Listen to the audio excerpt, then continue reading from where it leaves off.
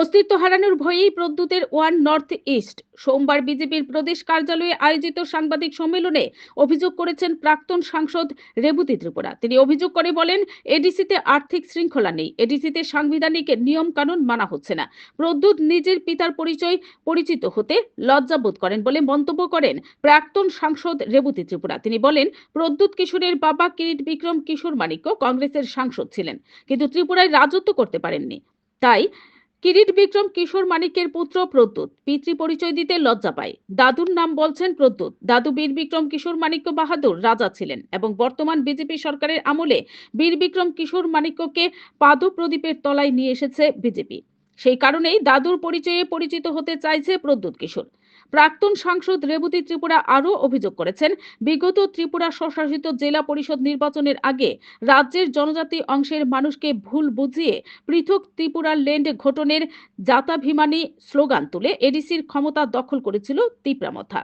কিন্তু পৃথক ত্রিপুরার ল্যান্ড গঠন করা কোনোদিনই সম্ভব নয়। নতুন রাজ্য গঠন বা সংবিধানের অধিকার ছোট্ট রাজ্য ত্রিপুরাকে ভাগ করার বিষয় বাস্তবসম্মত নয়।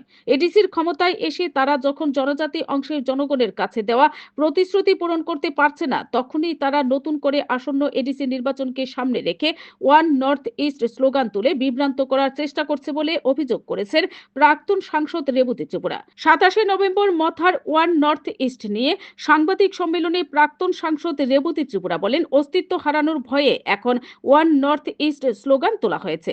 ত্রিপুরাল্যান্ড তাদের ডিকশনারি থেকে মুছে গিয়েছে। Bureau report, BTV Tripura news. আমাকে মারার জন্য হুমকি দিয়েছিলেন যারা আজকে ওই দিন সেখানে তারা যোগদান করেছে। তো কাজে এই যে ওয়ান নর্থ ইস্ট আমরা বলবো, সেই দিন এখানে যে তারা জনসমাবেশ করলো,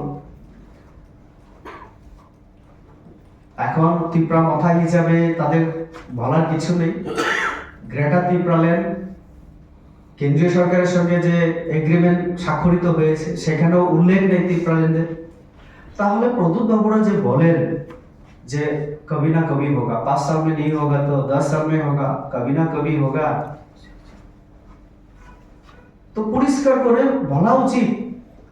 একটা আপনারা ইস্তেহারের মধ্যে রাখেন না, বাদ দিয়ে দিলেন, অন্যদিকে কবি না কবি হোগা। এইভাবেই কি আরো 10-15 বছর রাজনীতি করার পরে আবার ভুল করলাম এই কথা বলবেন?